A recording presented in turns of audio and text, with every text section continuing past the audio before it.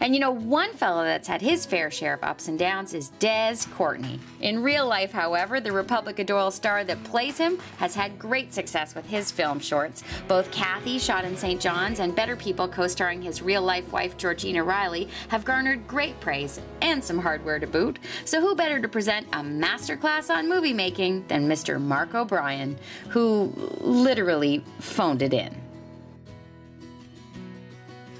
My advice to any potential filmmakers, aspiring filmmakers, 85-year-old filmmakers, whoever you are, I would always say to, first of all, never be afraid to show someone your work. Because when you write something, you're going to direct something, sometimes it's a very vulnerable experience. Well, it is for me anyway. I'm vulnerable right now. And also, make sure you work with the right people. Because working with the right people can really elevate your project, I find. Because if you work with good, people who have great morale and stuff like that, just being around them on set or in pre-production can really, really help your film. And working with bad people, well, it just ends up bad, and it's like a bloody mess, and money is lost, and lives are destroyed, and all that kind of stuff. Also, I would say just keep working as hard as you can. I've applied for so many things that I didn't get, or submitted to so many things I didn't get, but if I didn't stop, I never would have ever made a short film. So I say always go for that. And also be willing to put in some of your own money. I've put in money to everything I've ever made. Whether I had some money, no money, whatever. And just to make it that little bit better. And in the end, I think it helps because it makes you grow as a filmmaker and as an artist because you learn something every time. And lastly, read a lot of books. I didn't read any of those. I don't know how to read. Are we still recording? Bless his heart. Such an awesome talent and a wonderful fella too. Thanks so much for all of your advice, Mark. You know, we're truly fortunate in this part of the world to have a wealth of brilliant folks. And as for backdrops, well, we are blessed. Few movies can claim to be the picture-perfect postcard that Kevin Sullivan's 1985 Anne of Green Gables has been for Prince Edward Island. The Gemini, Peabody, and Emmy Award-winning made-for-TV movie has been translated into nearly every language known to man, and every year folks flock to the gentle island, inspired by their kindred spirit, Anne Shirley. I wouldn't be a bit surprised if Ron Maxwell's forthcoming U.S. Civil War drama does the same for New Brunswick's incredibly picturesque and truly cool King's Landing. Copperhead, starring Peter Fonda and our good pal Billy Campbell, has been slated for a U.S. release date of June 28th, and I'm imagining the Canadian premiere will be very close to then. We have our fingers crossed for a red carpet party in this part of the world. You may recall we last saw Mr. Campbell at the premiere for his movie The Disappeared, shot off the coast of Lunenburg, Nova Scotia. Well, since then, the film has racked in a boatload of recognition, including just recently a Best Actor/Actra for NL's Sean Doyle. His performance as Pete was amazing, and we should also tell you that that talented fella just scored another major trophy, a Canadian Screen Award for Best Performance by an actor in a leading role in a dramatic program or miniseries for his role in John A. Birth of a Country. And now we'd like to reward you with some free stuff. Oh, and what a beautiful prize it is. Nova Scotia-based designer Lisa Drader Murphy has received worldwide praise for her phenomenal turbine designs. From the Golden Globes to Cannes to this year's Oscars, the stars are loving her latest collections of clothing and accessories and cosmetics. Be sure to watch for her new limited edition collection inspired by Hollywood, made from fabric she sourced while she was just in LA in the Garment District. I can't wait for that. Right now, though, I want to give you a chance to score this turbine design special limited edition handbag, and all you need to do to be eligible is to answer our trivia question correctly. In which of the 4 Atlantic provinces did actress Marlee Matlin deliver her Oscar-winning performance? Once you've got the answer, hit the website. It's www.cnbc.com, click on the TV free stuff box, and enter to win. Think you know the answer? I hope so. Just hit the website. It's www.cnbc.com, and we'll be right back with more of this Movie Makers special.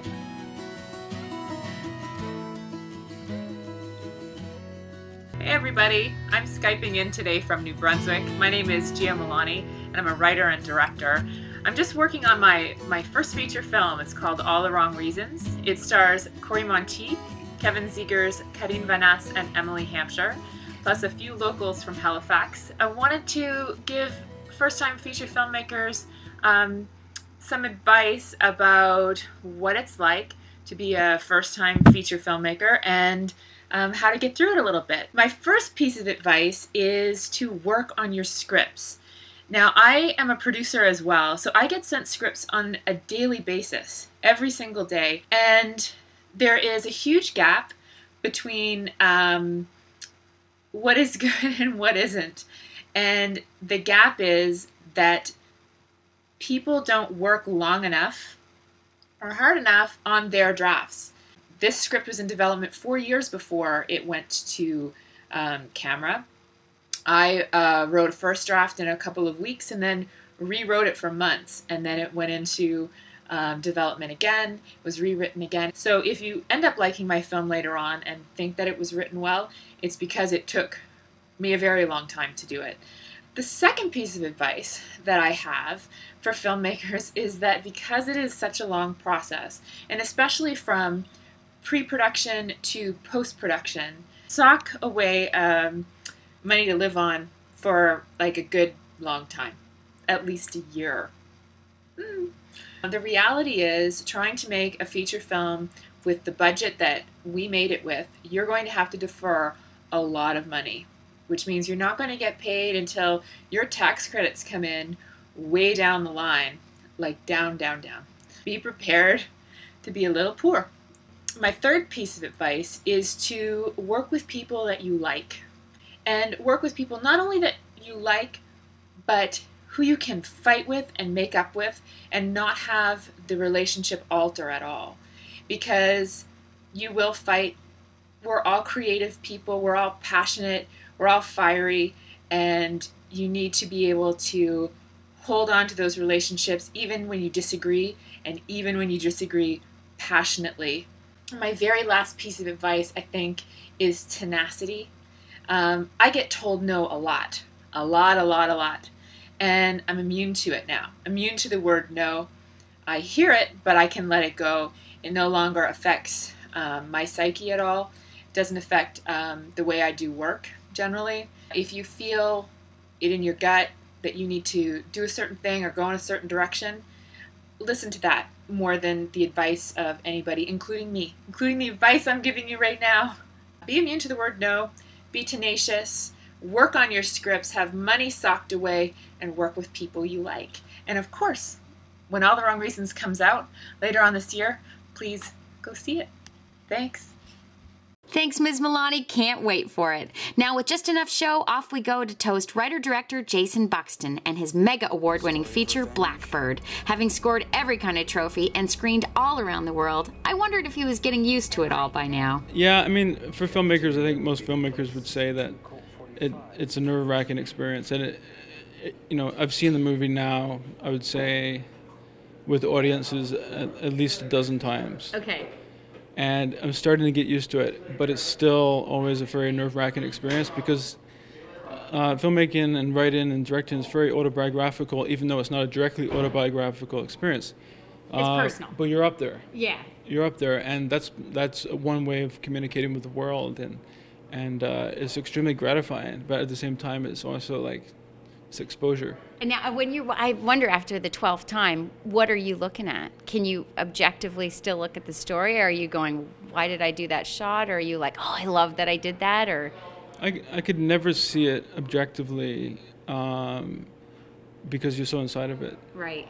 But by watching it with audiences and engaging in question and answers afterwards, and also when we're leaving the theater and people have come up to me, or I get emails or Facebook messages about it, I start to see how people can see it naively, watching it for the first time. So I'm learning a lot about how it did translate by talking to, people that have seen the movie. You've got this script and you say, okay, I've got X amount of days. How do you attack it, Jason Buxton? Give us your approach to that. Well, for me, it was about preserving the quality of the movie. And that meant not shooting 25, 30 setups a day. So those restraints lead to creating certain rules for oneself. And for me, that was giving ourselves a challenge. It was me and my cinematographer, Stephanie, creating a challenge to where we can shoot a scene in one shot. Wow. And we did that 40% of the movie, 40% of all scenes in the movie are one shot. So a lot of handheld. Right. And then, simply if we can focus in on 8 to 10 setups a day, maybe 8 to 12 setups a day, and focus on the quality of those setups, as opposed to running around crazily trying to pick up 30 setups a day, then we might be able to preserve the quality of the picture. And I believe that was an approach that paid off. Got another project in your mind, or what are you working on? Yeah, I am working on another original screenplay. I want to break some news here because we always want to go viral. So. Yeah, this news will go spread across the. It's about a teenager who discovers that his parents were involved in an abduction, and that he goes to live with his biological family. Dun dun dun dun! I can't wait. Jason Buxton, thanks. I'm going to toast to you again, mainly because the beer is great, but hugely because this guy is super, super cool. So nice to meet you, and thank you. Cheers to you. That's going to do it for our Movie Maker special. Be sure to look for Canada's East Coast on the big screen, and we'll see you next time on CNBC.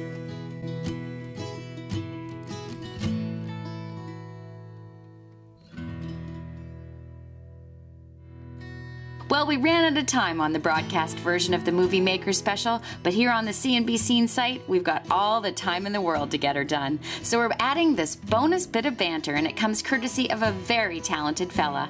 Glen Matthews is a Nova Scotia-born actor who's appeared in all kinds of TV and movie roles, and just this past year, he wrote and directed a very great short, his first. And so I asked him to send me a video message with the #1 best piece of advice he could give to a first-time director, and this was his very sweet reply.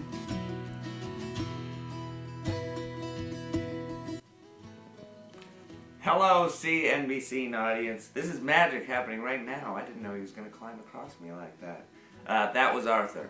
My name is Glen Matthews. I'm an actor/filmmaker from here in Halifax, Nova Scotia. This is Halifax. This is in Halifax. I hope you believe me. Arthur is getting ready to attack my cameraman, so I hope he doesn't. My camera woman. Sorry, Kristen. I'm here to talk to you. I directed a film that debuted in the film festival, the Atlantic Film Festival, this past September, called Room Service. It was my first film that I wrote and directed. I'm actually an actor as well, so I've done a bunch of those. And then I said, oh, well, I want to direct a film. I was tired of being directed. So I said, I'm going to boss some people around. And the reason I got into filmmaking is because I want to push people around. No. Stephanie, our lovely host, mentioned, she said maybe give some advice. And so the only advice that I can really conjure up is one thing I had heard when I was getting into preparing to make the film is people say, surround yourself with people who know how to do things better than you do. Which, that's what I did, and it really worked, and it took the pressure off, and now you know my secret, and now you know I'm a fraud. So when you get a chance to see Room Service, you'll know it was made by people who are more talented than me. But they're not here right now. I'm the one talking to you. Isn't that terrible? This is not how it should work. Anyways. CNBC, thank you for saying hello. If you want to find out more about me, visit glenmatthews.ca. Do it. Just do it.